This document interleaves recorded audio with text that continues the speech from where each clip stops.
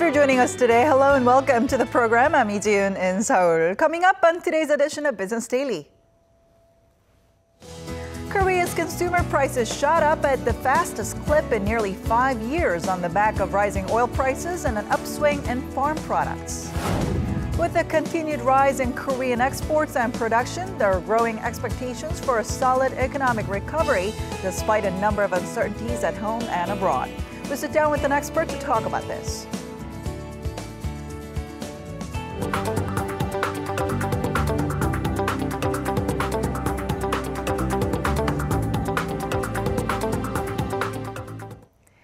Korea's consumer prices grew at their fastest pace in nearly 5 years last month. The growth was led by a spike in the price of petroleum goods as well as food products. Our Kim Min-ji starts us off.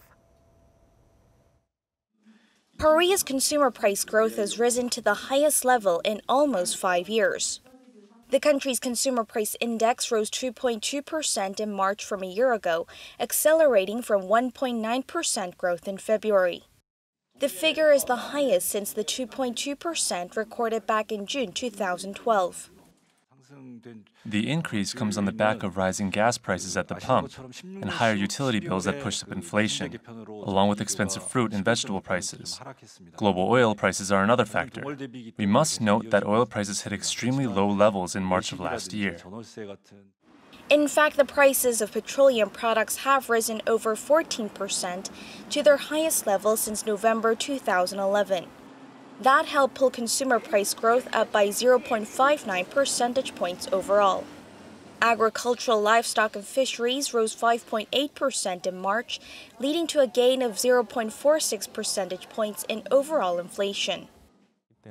The upward pressure in prices is expected to continue for some time, especially due to a base effect from higher global oil prices compared to last year and prices of fresh food produce. But since there isn't a supply and demand problem, it's not expected to see a sharp rise. The government is vowed to keep close tabs on prices, especially on goods or services that affect the average household. There are both positive and negative factors ahead. The recovery in global oil prices has slowed, and the prices of agricultural products will drop with the arrival of the spring harvest season. But at the same time, there is the possibility of fluctuations in global oil prices and bad weather conditions like dry spells. Experts say although there's a limit to what the government can do, it needs to actively maintain supply and demand, as well as be open to increasing imports for price stability in the long run. As the cost of living has been on the rise, failure to do so could weigh on consumer sentiment. Kim Min-ji, Business Daily. Korea's national debt eclipsed the 600 trillion won mark for the first time last year, hitting a fresh record high. According to the Finance Ministry, debt incurred by central and provincial government spending, which must be paid back, added up to more than 627 trillion won, or roughly $560 billion by the end of 2016. Now that amounts to 38% of the country's GDP and divides up to some $11,000 per Korean citizen. The record sum comes as the government has been spending to help revive a flattening economy. The year-on-year growth, however, slowed noticeably compared to recent years, thanks in part to plentiful tax income. Based on financial accounts that are due for submission at the National Assembly by next month, Korea's net assets stood at nearly $473 billion after accounting for liabilities. Korea's first internet-only bank, which officially launched on Monday, reported a flurry of new subscribers on its first day of business operations, ushering in a new age of competition as the first new player in Korea's banking industry in 25 years. According to a spokesperson from K-Bank, more than 20,000 new accounts were opened on launch day, far outpacing the monthly average of 12,000 new online accounts seen among the country's 16 existing commercial banks.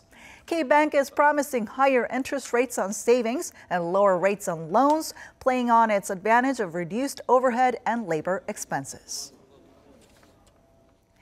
Korea is celebrating the opening of the Lotte World Tower here in Seoul, the world's 5th tallest building and by far the tallest building here in Korea. And our Oh Jung-hee takes us there. The world's 5th tallest building and the highest one in Korea is officially open for business. Celebrating its 50th anniversary on Monday, Korean retail giant Lotte Group held the grand opening of its Lotte World Tower near Jamsil in southeastern Seoul.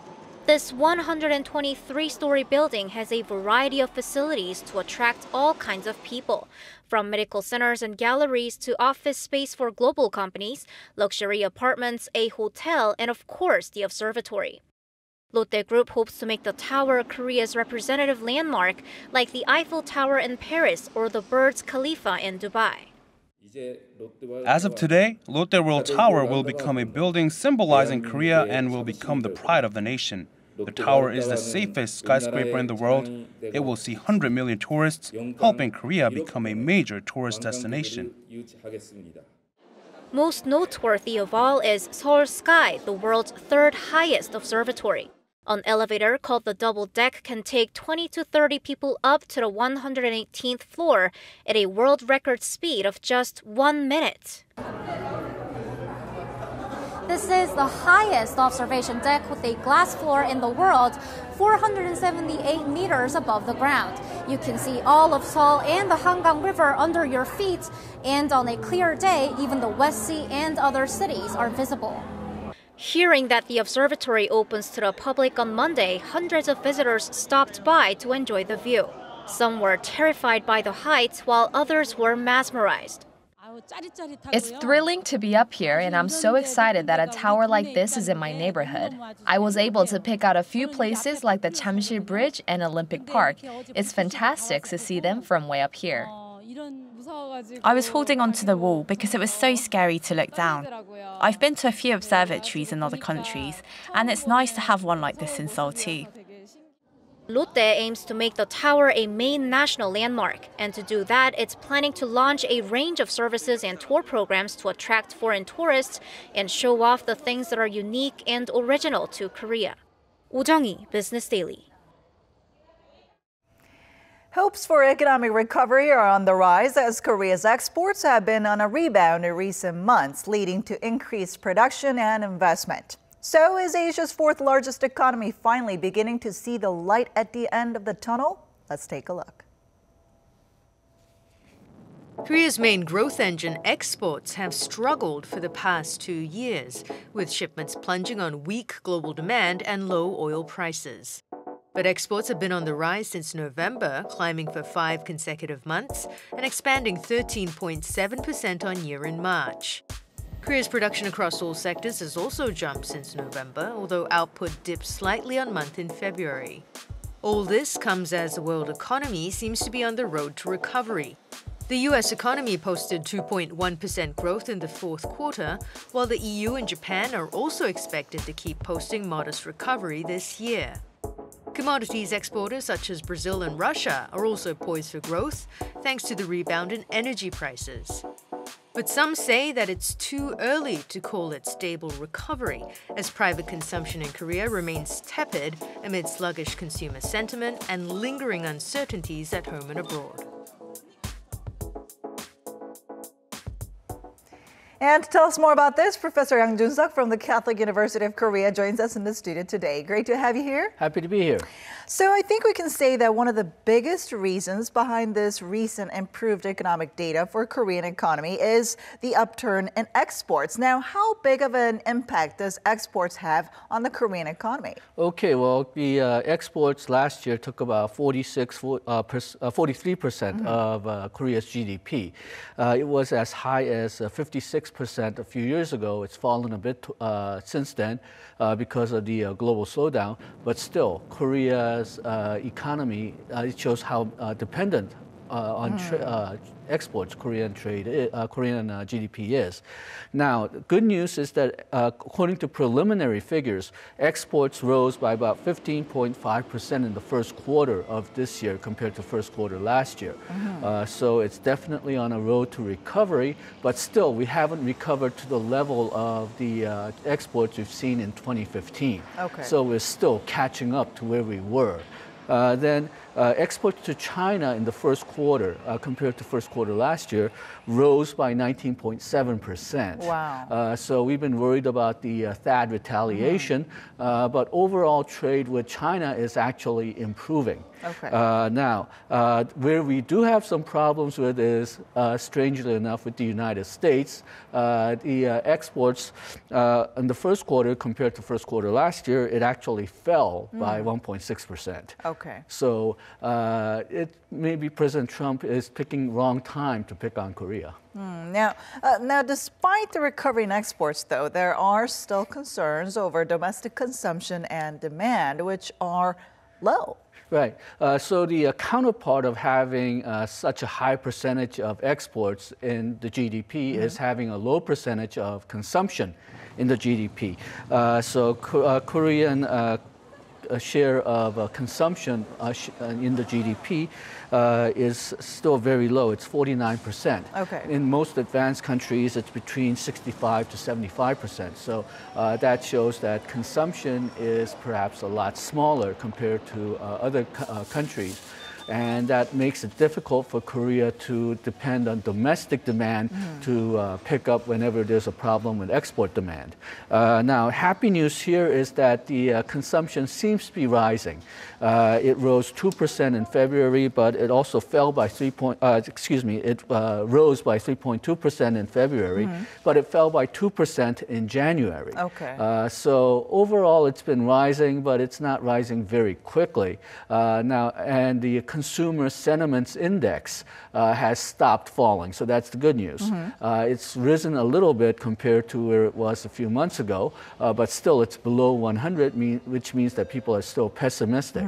But things seem to be bottoming out, so it's not falling as fast as it used to, and some variables are rising, so that there's some careful hope that the recovery is coming in. There have also been some talk about the government drawing up another extra budget to bolster the economy. Do you think that's less likely now that we have better economic data? Well, I think the size may differ, but I think supplementary budget is still necessary. When we look at the case of Japan in the 1990s and 2000s, they had a very long recession. Every time they thought that they had a recovery, because they were worried about government deficit and future debt, they went into austerity. And what happened was they killed off whatever growth that they started to spark. Okay. And then because they did this about 2 or 3 times, what we see now is that just the expansionary policy itself no longer works because people are now so, in a sense, too depressed to take the signals from the government. So I think until we see a solid momentum for growth, and it's not there yet, we should think about having a supplementary budget. There's also a couple of other reasons why we should have a supplementary budget, but we can talk about that later. Also, I want to emphasize that in the case of the United States, they have a solid recovery now, but there were signs of recovery as much as 18 months ago. Okay. But the Fed especially decided that they would hold interest rates low until they were sure that recovery took hold. And as a result, they have a really solid recovery. So that makes a nice contrast with Japan. Now, but the problem is, I think, is that despite better economic data, average citizens and businesses are not really feeling this. I mean, amid massive household and corporate debt, as well as stagnant income. So how long do you think it'll take for average citizens and businesses to actually feel that we're actually en road to recovery? Well, I think they'll see other people having better times within the year if this trend continues, but not necessarily everybody. So there may be some people not being affected by the recovery. Now, that's a problem we've seen since the 2008 global financial crisis, not only in Korea, but in other countries as well. That's another reason why I favor at least some form of supplementary budget this year to make sure that some of the money goes to people who are sort of left out of the recovery. Okay. Now, as I mentioned before, we need to make sure that the recovery is very, very solid, that there's a really high momentum behind this, because this is probably the longest slowdown that Korea ever had. So if we cut off the spark too quickly, then we might be stuck in sort of a permanent slowdown that we saw in Japan. So until we see inflation really rising up, and it hasn't really risen up yet, the core inflation is still 1.7%. Until we see all those variables rise up, I would still recommend expansionary fiscal policy, perhaps not monetary policy, because, well, last few monetary policy rate cuts haven't really worked. Now, what's your outlook on the Korean economy then from here on out? I mean, how long do you think this trend of recovery will last? And also, what are some of the factors that we should keep our close eyes on? Okay, well, as I mentioned, if everything goes as it is right now, then we should be on a more or less solid path to recovery, but still a very slow one. This recovery, there's a lot of mixed signals being presented. As I mentioned before, the consumer confidence seems to be rising, but it's still on the pessimistic side because the number is still below 100. So until we see those numbers really improve, we should be really careful and, in a sense, not be too optimistic. If we're too optimistic, then, as I mentioned before, we may decide not to pass the supplementary budget, which I think is a mistake. If we're too optimistic, then perhaps we're going to count on having exports that we may not get because, well, there's still problems with President Trump, even though that's been delayed somewhat, and there's still problems in Europe with the Brexit and Greece. Right. So we're not completely out of the woods yet. So I would still be very careful about being too optimistic. Remember, just a month ago, people were afraid that this April was going to be a crisis month. Right, economic crisis. Yes, all right. Well, better to be prepared than to be too optimistic, right? Exactly. All right, thank you so much for coming in today. Thank you.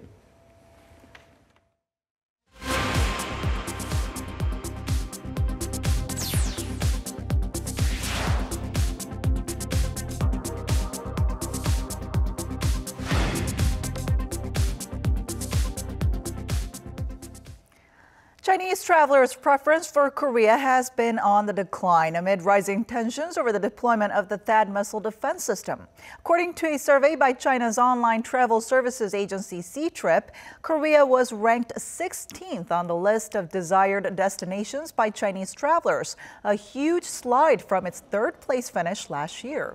Japan, Thailand, and the U.S. were among the most popular countries.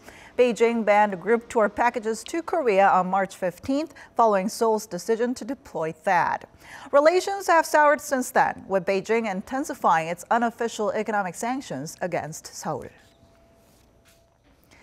China is set to develop its third special economic zone in Hebei province. The central government says the Xiong'an new area will cover up to 2,000 square kilometers. Our Kim Hyo-sun reports.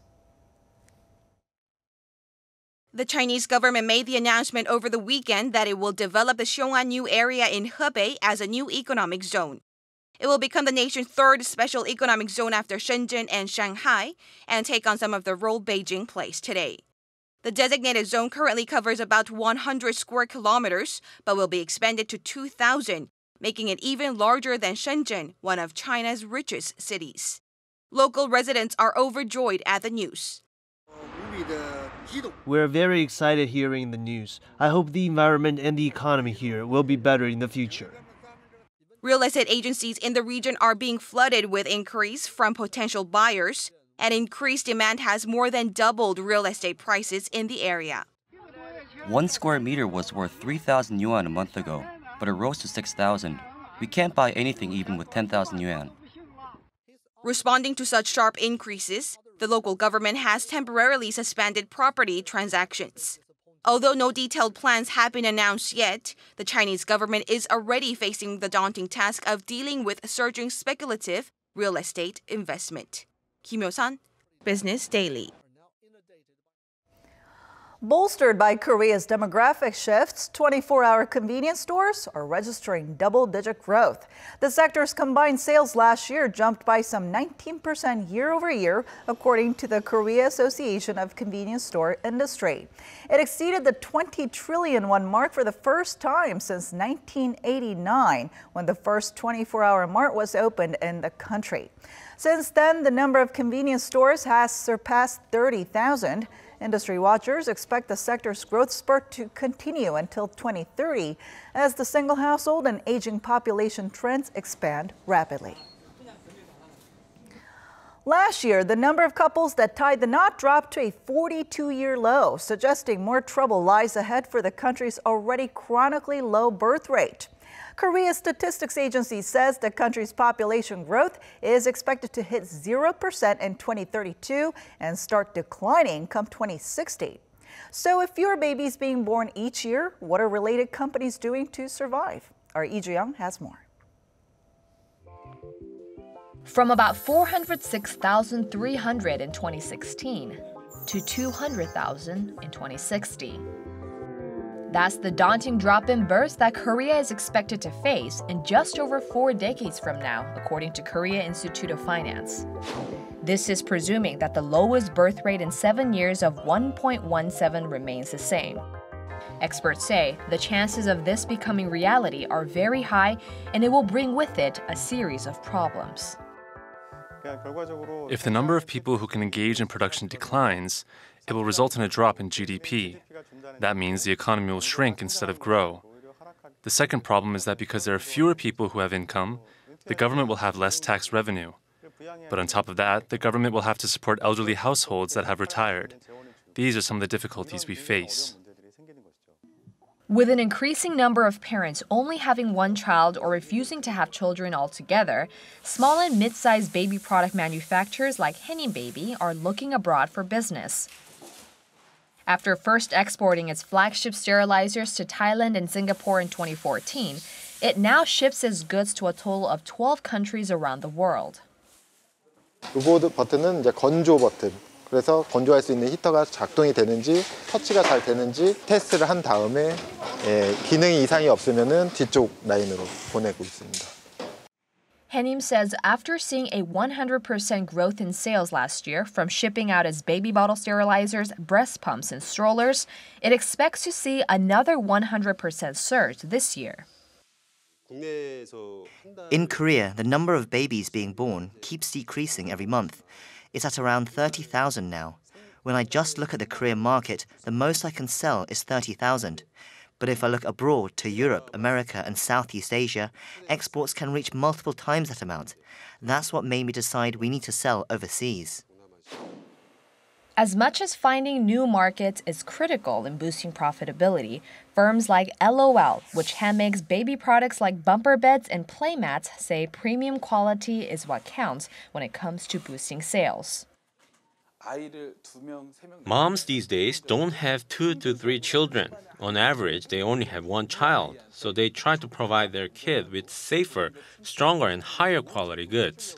All parents are the same. That's why we focus on trying to make safer, better, and quality products. Although we initially predicted a dip in sales, our sales are on the rise despite the falling birth rate. While firms are busy looking for ways to survive, experts agree that perhaps one of the best ways to fundamentally solve this problem is by lowering the opportunity cost for potential mothers so that they don't have to give up their careers. The low birth rate and the decreasing population are becoming problems, so what we need is to expand investment in our children. What this actually means is that we need to expand support for women. Lowering childcare expenses, which take up an average 31% of a household's monthly expenses, is also seen as an effective way to boost the falling birth rate. But experts also add that as this trend looks to last for the foreseeable future, a fundamental paradigm shift might be necessary. The educational level of students has gone up as birth rates have fallen. Koreans overall are more educated now, and the quality of education is also higher. What that means is there will soon come a time when quality trumps quantity. What we can expect is that as young people grow up, their productivity will surely be higher than their predecessors. In other words, while combating a dwindling number of births will remain an important challenge, how to better utilize human resources at hand to boost productivity is another core issue that requires just as much attention. Lee Ju-young, Business Daily.